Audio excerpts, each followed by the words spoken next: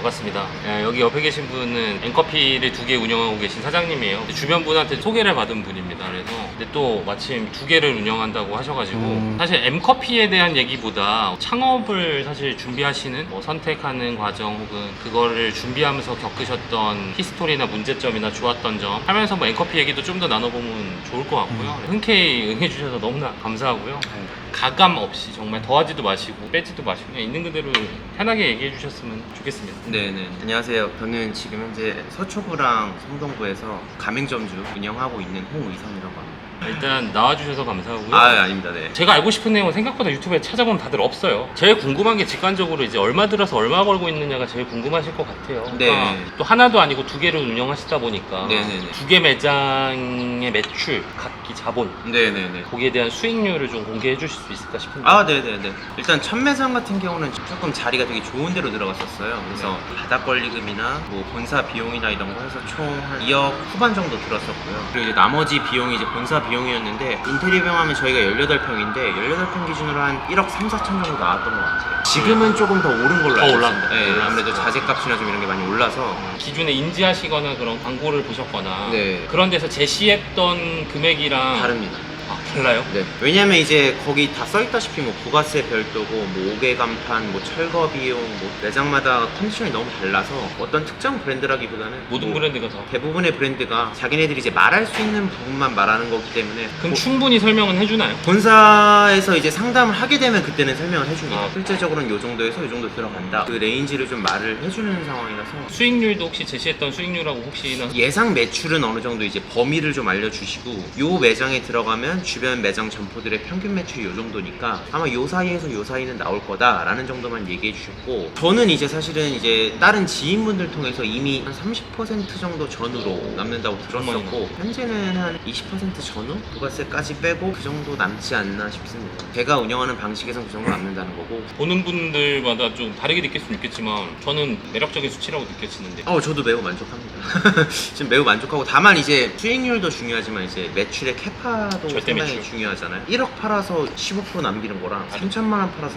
30% 남기는 건 또 다른 얘기니까 좀 저가 커피 특성상 매출의 캐파는 좀 한계가 있다. 그 부분은 좀 확실히 있는 것 같아요. 그 2가지 여쭤보고 싶어요. 일단 네. 커피 브랜드를 선택하신 거잖아요. 네네. 커피를 선택하게 되신 이유가 따로 있을까요? 사실 제가 뭐 어떤 조사를 하고 막 공부를 해서 찾은 건 아니고요. 지인분 중에 이제 프랜차이즈 카페를 좀 여러 개 하신 분이 계셨는데 소개로 이제 정말 우당탕탕탕 시작하게 된 계기였어요. 근데 정말 운이 좋게 이제 잘 돼서 두 번째 뭐 이렇게 계속 가는 상황인 건데 그 지인분은 같은 브랜드예요? 다른 브랜드도 여러 개 하시다가 M 브랜드로 이제 넘어오신 케이스였는데 신뢰도가 있는 관계였나 보네요. 매우 신뢰도가 있는 관계였고 전적으로 믿었었고 많이 또 도움을 주셨어가지고 그럼 되게 좋은 사례네요. 그러니까 사실 운이 내부 좋았죠. 가맹점주의 만족도를 통해서 결국은 여기에 관심을 가지게 되신 거네요. 저라면은 커피 브랜드 프랜차이즈를 하기로 결심했다라면은 동종 업계도 좀 많이 또 그래도 한번 알아보고 비교를 했을 것 같은데. 물론 이제 처음 듣자마자 오케이 바로 네. 사인 이거는 그건 아니었고요. 아니죠. 예, 다른 뭐 B사나 뭐 C사나 뭐 여러 브랜드 많잖아요. 이제 그런 데도 이제 많이 가보고 또 알아보고 했는데 아무래도 이제 그분의 이제 신뢰도가 높았기 때문에 가자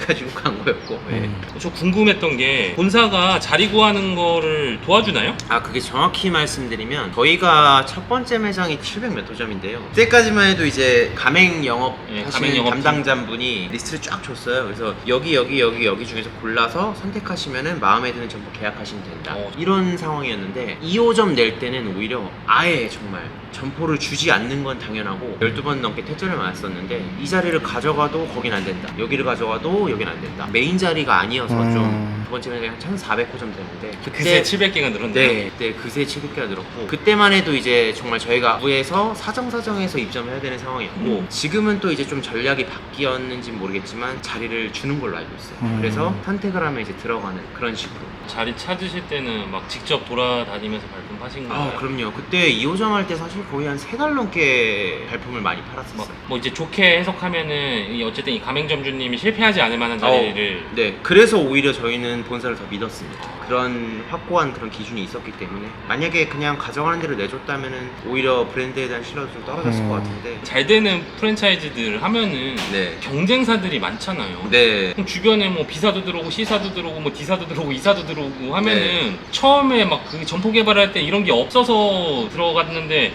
그래서 저는 오히려 다른 데 들어와도 크게 영향이 없을 만한 자리에 들어갔어요. 예를 들면 이런 거죠. M사가 사실 브랜드 파워에서는 C사나 B사보다 지금은 더 막강한 파워를 갖고 있는데, C사나 B사가 M사 옆에 들어와서 이기려면은 점포수가 더 크거나 입지가 더 좋거나 둘 중에 하나 분명히 만족을 해야 되는데, 저희가 가장 메인 자리에 가장 큰 자리를 차지하고 있으면은 반대로 이야기하면 C사나 B사가 들어와도 맥을 못 쓴다는 이야기죠. 네. 그래서 1호점은 그런 관점으로 들어가서 실제로 아직까지도 경쟁사가 못 들어오고 있고, 2호점 같은 경우도 사실 들어와도 저희 자리가 더 월등하게 좋기 때문에 여기는 뭐 해볼만 하다. 브랜드 선택하실 때는 차라리 조금 더 돈을 주더라도 1등 브랜드로 들어가는 게 가장 맞지 않을까 싶어요. 그러니까 2등, 3등은 항상 1등 자리 옆에 들어가는데 결국 1등을 못 이기거든요. 그러니까 정말 아예 너무 돈이 없다라고 하면 창업하지 마시고요.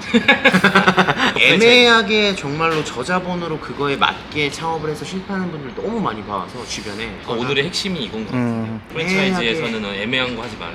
프랜차이즈 하면 돈 못 번다. 그 부분에 대해서도 한번 어떠셨나요? 반은 맞고 반은 틀린 것 같은데요. 사실 저는 좀 다르게 생각하는 게, 많은 분들이 이제 프랜차이즈 하시면서 본사가 다 떼먹는다, 본사가 다 가져간다 막 이런 말씀 많이 하시잖아요. 근데 반대로 생각해 보면은 내가 개인 카페를 차려서 과연 앤커피만큼의 매출을 낼 수 있을까? 절대 못 하거든요. 물류비를 물론 개인 카페보다 더 많이 주는 건 맞아요.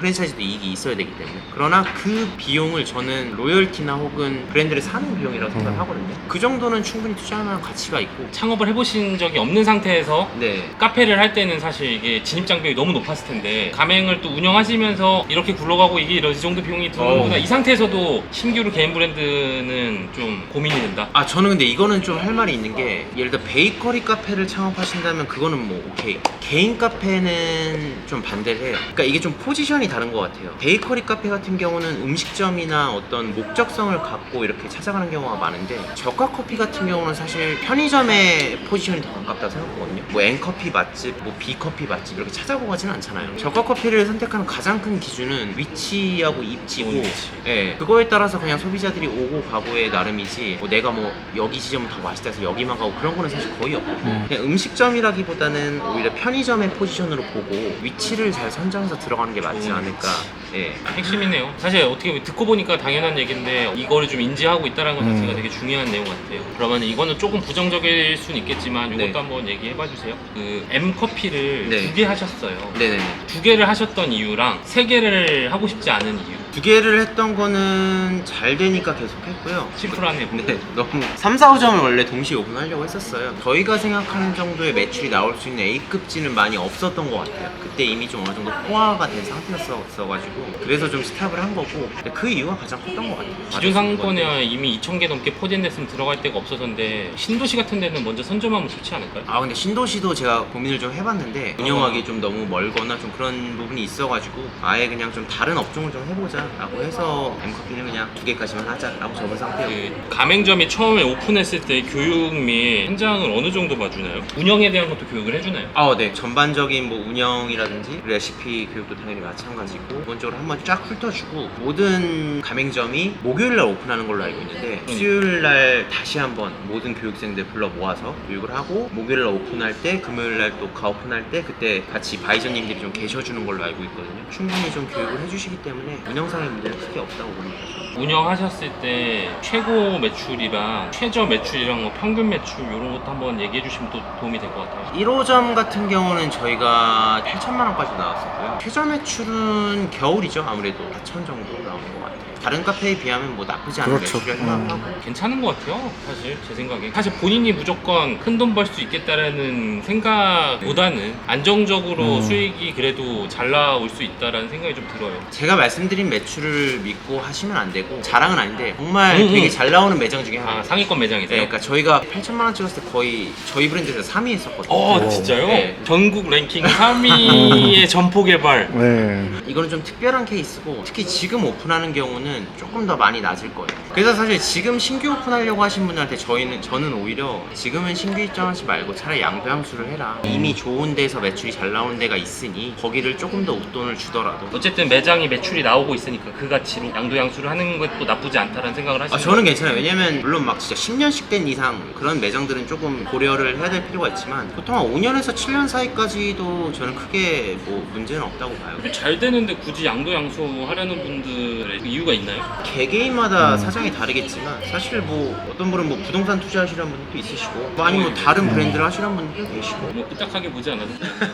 너무 어떻게든 예. 어떻게든 깎아보시려고.